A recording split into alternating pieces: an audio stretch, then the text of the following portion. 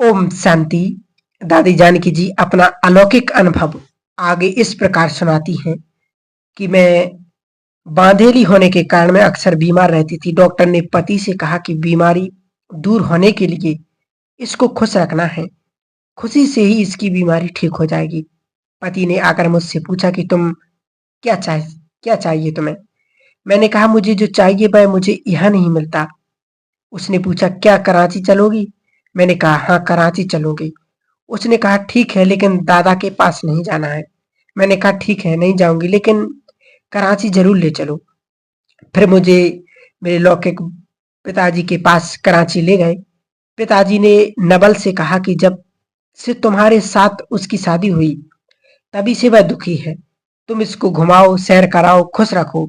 मैं उसके साथ घूमने जाने के लिए तैयार नहीं थी, तो पिताजी ही उसके साथ घूमने जाता था।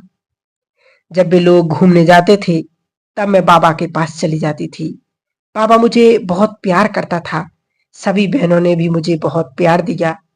वे ज्ञान में की भूभू करती थीं। मेरी तबीयत भी ठीक होती गई। पति ने सोचा कि कराची में आने से और माँ बाप से मिलने से खुश हो गई है, इसलिए इसकी तबीयत ठीक हो गई है। कुछ दिनों के बाद हम वापस हैदराबाद आ गए।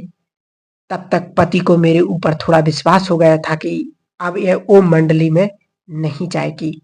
मैं सिलाई करना जानती थी। मन में आया कि पति की कमाई खाने के बदले अपनी कमाई करनी चाहिए, इसलिए मैंने सिलाई करना शुरू किया। सिलाई से जो आता था उसी से ही मैं अपना पेट भरती थी। इस कारण से स्थिति शक्तिशाली तथा मन खुश रहता था। सिलाई के करने के लिए मेरी अंगुलियों में सुराग हो गए और उनमें पानी भर गया। मैंने पति से कहा कि डॉक्टर ने कहा कि मुझे अस्पताल जाना पड़ेगा। पति ने छुट्टी दे दी। मैं अस्पताल गई तथा दवाई लेकर कला बहन के घर चली गई। वहां कमल सुंदरी बहन एवं भूरी बहन दोनों बड़े प्यार से गीत गा रही थीं। मंडली माता गोद प्यारी, अमृत न्यारी, कंसपुरी में धम धम बारी, गोपियां रणी जरो जारी, वे गा रही थीं खुशी खुशी से, और मैं रो रही थी दुख दर्द से। इन तीनों को मुझसे बहुत प्यार था। वे सोचने लगे कि कैसे भी करके बंधन से मुक्त मिल जाए। उन्होंने कहा कि तुम कैसे भी करके घर वालों से मुक्त हो जाओ। मैंने अंदर प्लान बनाया कि कैसे भी करके यहाँ से भागकर बाबा के पास चले जाऊं। जब यह बात पति को मालूम पड़ी तो उसने मुझे बहुत मारा और कहा कि तुम अंदर यह प्लान बना रही हो।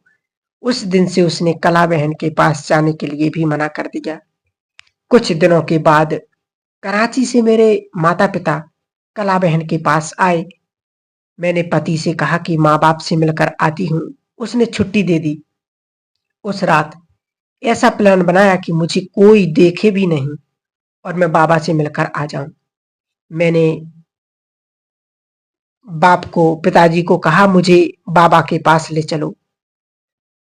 पिताजी ने हाँ कर दी। रात को 11 बजे घोड़ा गाड़ी में घूंघट डाल करके बैठ गई ताकि कोई मुझे देखे नहीं, क्योंकि पति का घर भी उसी रास्ते पर था। गाड़ी में बैठ करके बाबा के पास पहुंची। वहां पहुंचकर देखा कि सभी सफेद वस्त्रों में फरिश्ते लग रहे थे। मैंने सोचा कि ये तो सभी जैसे स्वर्ग की परियां लग रही हैं। उनको देखकर मुझे बहुत रोना आया, लेकिन बाबा ने मुझे बहुत प्यार दिया, गिट्टी खिलाई और मेरे में शक्ति भर दी। फिर वापस घर आई। बाबा के पास जो दृश्य मैंने देखा था वह मुझे बहुत खींच रहा था, बार बार आंखों के सामने आता था। मुझे लगा कि मैं तो नरक में हूं। कुछ दिनों के बाद लौकिक बाप घर आया। ड्रामानुसार उस दिन घर पर कोई नहीं थे। सभी संबंधियों के घर गए थे। लौकिक पिता ने एक कागज दिखाते हुए कहा कि यहाँ तुम्हारे हस्ताक्षर चाहिए। बैंक में तुम्हारे नाम से पैसा पड़ा है, मैं निकाल कर तुमको दे दूंगा। मैंने हस्ताक्षर कर दिए। उस दिन के बाद रंगीन कपड़े भी पहनना छोड़ दिया। सफेद कपड़े पहनना शुरू किया, क्योंकि उन दिनों सास मर गई थी। पति ने सोचा कि घर में माँ की मृत्यु हुई है, इसलिए इसने सफेद कपड़े पहने। मैंने लौकिक बाप से कहा था कि फलानी रात को घर पर आना। रात में पिताजी आए। मुझे शादी में पिहर घर से जो जेवर मिले थे उनको ससुर घर के जेवर से अलग कर एक दूसरे डब्बे में रखता। मैंने उसके हाथ में जिस डिब्बे में पियर घर के जेवर रखे थे वह दे दिया और कहा कि यह डिब्बा बाबा को दे देना। पिताजी के साथ मैं कला बहन के घर तक गई। इस पर पति ने हंगामा कर दिया कि जानकी भाग गई। मैंने वापस घर आकर पति से कहा कि बाप आया था पैसे देने के लिए, ये देखो पैसा है। फिर उसको विश्वास हुआ कि यह दादा के पास नहीं गई थी। पति ने सोचा कि इसने मेरे से बहुत मार खाई, शायद अभी सुधर गई। उसके बाद वह व्यापार्थ कलकत्ता चला गए। एक दिन रात को लौकिक पिताजी आए। मैंने पिताजी से कहा कि अब मुझे बाबा के पास ले चलो। उसी रात जो कपड़े पहने थे, जो साल ओढ़ी थी, उन्हीं में बाप के साथ चल दी और कुछ नहीं लिया। हैदराबाद रेलवे स्टेशन पर ना जाकर आगे के स्टेशन पर गए और ट्रेन पकड़कर कराची पहुंच गए। वहां जाकर तार भेजा कि मैं मर गई। मुझे देखकर बाबा को बहुत खुशी हुई। उसके बाद सभी संबंधियों ने आकर समझाने की बहुत कोशिश की कि तुम यहाँ क्यों आई हो, तुम्हारा घर कैसे चलेगा। मैंने उनसे कहा अब मुझे कुछ नहीं चाहिए, मुझे इसी रास्ते पर छोड़ दो। वे चले गए। उसके बाद मैं पुलिस स्टेशन जाकर के बताकर आई कि मेरी कोई रिपोर्ट करे तो लेना नहीं। पति को जैसे ही पता पड़ा वह कलकत्ते से आ गया। उस समय मैं सिलाई मशीन चला रही थी, दूसरी बहनें इधर उधर अपनी अपनी सेवाएं में थीं। उतने में पति आकर मुझे जबरदस्ती पकड़ कर ले जाने लगा। मैं छुड़ाने की कोशिश कर रही थी, अतः जोर से चिल्लाए। नीचे से मिट्टू दादी की माँ ऊपर आई और उसने बाहर से दरवाजा बंद करके पुलिस को सूचना दे दी। तुरंत पुलिस आई और नवल को पकड़ने के लिए आगे बढ़ी तो वह डर गया। उसने मुझसे कहा अगर तुम मेरे साथ नहीं चलोगी तो मैं दूसरी शादी करूंगा। मैंने कहा तुम भले ही कर लो। उसी दिन वह हैदराबाद गया और दूसरी शादी कर ली। मेरा कर्म बंधन टूट गया और मैं आजाद हो गई। फिर बाबा ने कहा बच्ची तुम लौकिक बाप के पास रहो। मैंने कहा जो आज्ञा। मैं लौकिक बाप के पास जाकर के रहने लगी। रोज सुबह बाबा के पास मुरली सुनने आती थी। क्वीन मदर मुझे बहुत प्यार करती थी। एक दिन क्वीन मदर ने कहा जाओ मम्मा से मिलो। मैं मम्मा के पास गई। मम्मा ने मुझे बड़े प्यार से देखा और बोला तुम जनक हो ना। मैं मुस्कुराई। उस समय मैंने लौकिक घर वाली साल ओढ़ी थी। मम्मा ने कहा यह स्वल लौकिक की याद दिलाएगी, इसको निकाल दो। उसी दिन से मैंने बस साल भी ओढ़ना छोड़ दिया। उस दिन से आज तक मैंने कोई भी लौकिक वालों की चीज छुई तक नहीं। अगर लौकिक वाले देवी जाते थे तो उनको यज्ञ में अर्पित कर देती थी। एक दिन किकनी बहन ने मुझे चिट्ठी दी। उसमें लिखा था कि मैं ज्ञान अमृत पीऊंगी और पिलाऊंगी। उसी दिन से मैंने भी सोचा कि मुझे भी यही करना है। हम दोनों जाकर के बगीचे में बैठती थीं और मैं आत्मा हूँ ये अभ्यास करती थी। वह अभ्यास आज तक है। एक बार बाबा अपने बंगले से निकलकर बगीचे में आए और हम दोनों को देखकर बहुत खुश हुई। बड़े प्यार से पास आकर ज्ञान की बातें सुनाई। उस समय मुझे सूक्ष्म में संकल्प आया कि मैं बाबा के पास रहती तो कितना अच्छा होता। बाबा ने तुरंत कहा चलो बच्ची कार में बैठ जाओ। ओह, मुझे तो नशा चढ़ गया कि जानी जानन हर बाबा ने मेरे मन की बात सुन ली। सुबह बाबा ने मुरली सुनाने के बाद मुझसे पूछा जनक तुमको कुछ पूछना है। बाबा सदा ही मुझे जनक ही कहते थे। मैंने कहा बाबा मेरा गला ही बंद हो गया। बाबा ने कहा बच्ची तुम्हारे सामने कोई भी आएगा उसका गला बंद हो जाएगा। बाबा का यह वरदान सुनकर मैं गहरी शांति में चली गई। अम्मी विश्व किशोर भाऊ की माँ सब्जी काट रही थी।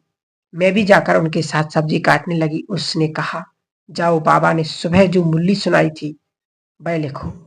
तब से लेकर बाबा जो बोलते थे वह एक-एक शब्द लिखती थी, कोई भी शब्द मिस नहीं करती थी। यह मम्मा को बहुत अच्छा लगा। रात को बाबा मम्मा बैठे थे, मैंने बाबा से पूछा, बाबा ज्ञान में देरी से आई हूं, मैं क्या पुरुषार्थ करूं जिससे अच्छी बन जाऊं? बाबा ने कहा, बच्ची मुरली को 12 बार पढ़ो। मैंने कहा, बाबा मैं 24 बार पढ़ेंगी तो अच्छा बन जाऊंगी ना? बाबा ने कहा, मुझे बहुत प्यार से देखा और कहा, जैसा माथा बड़ा है ना, तब से मैं इस माथे की लाज रखती हूँ, क्योंकि स्वयं भगवान ने मेरे माथे पर हाथ रखा है।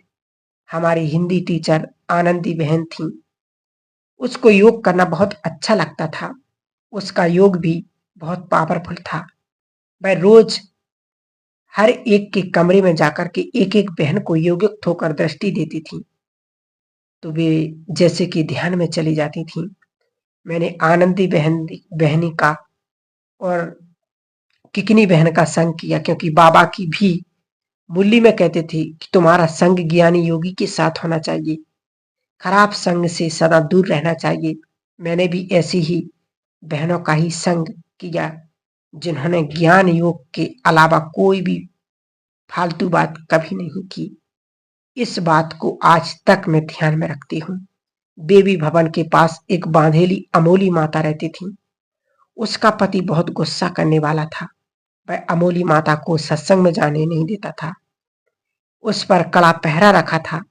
मकान के चारों ओर मुसलमानों को पहरे पर रखा था, जो खंजर लेकर के खड़े रहते थे, ताकि कोई भी अंदर आ ना सके और ना ही वह माता बाहर जा सके। एक दिन बाबा ने मम्मा को फोन किया कि जनक को उस माता के पास भेजो। बाबा की आज्ञा अनुसार मैं और ध्यानी बहन दोनों उसके मकान पर गईं। पहरे वालों से मैंने कहा कि दादा से मिलना है। उन्होंने अंदर से उस माता के पति को बुलाया। वह मुझे जानता था और मैं उसको जानती थी। उसके कमरे में गई और उसको बड़े प्यार से योग की दृष्टि दे करके मैं बोली, दादा एक बात सुनो, ये जो पहरे पर खड़े किए हैं ना, इन्हें यहाँ से भेजो और माता को ज्ञान सुनने की छुट्टी दो। उसको क्यों दुख दे रहे हो? दूसरों को दुख देना अच्छी बात नहीं। वह एकदम मान गया और सारे पहरे वालों को वापस भेज दिया। फिर ध्यानी बहन ने उसको ज्ञान सुनाया। उस दिन से माता के बंधन खत्म हो गए। बाबा ने कहा कि ये जो बहुत बहादुर है। बाबा बहुत खुश हो गए। मम्मा ने एक बार कहा कि बाबा ने बोला कि तुम नर्स बनोगी। मैंने कहा जो आज्ञा। फिर मुझे मम्मा के बंगले पर ठहराया गया। मैंने मम्मा से कहा, मेरा शरीर तो बीमार रहता है। मम्मा ने कहा कि अगर बाबा सेवा देता है तो शक्ति भी देता है। उस दिन से और आज के दिन तक बाबा मुझे सेवा भी देता है और शक्ति भी देता है। नर्स बन गई और बीमारों की सेवा करने लगी। मिठू दादी और चंद्रमणि दादी भी साथ में थीं। मैं उनकी असिस्टेंट बन गई। कोई बीमार होता था तो मैं कैसे भी उसको तबीयत ठीक करके क्लास में बैठा देती थी। रात को 2 बजे भी उठकर मरीज की सेवा करती थी। मम्मा ने कहा कि तुम बीमारों की सेवा करने से अनुभवी बन जाओगी कि दर्द कैसे होता है। आज के दिन तक कोई भी बीमारी आती है तो मुझे पहले से ही पता चल जाता कि मुझे सूक्ष्म में था कि मैं मम्मा बाबा के समीप रहूं। जब नर्स बन गई तो बाबा रोज फोन करता था कि बच्ची सब ठीक है। मैं भी बीमारों की बहुत प्यार से सेवा करती थी। बाबा डायरेक्शन भी देते थे कि इस मरीज को ग्लूकोज देना है और दूसरे को अनार का रस देना, आदि आदि। इससे बाबा मम्मा से मेरा संबंध अच्छा जुड़ गया। इस प्रकार से दादी जानकी जी ने अपना बहुत सुंदर अनुभव सुनाया। ओम शांति।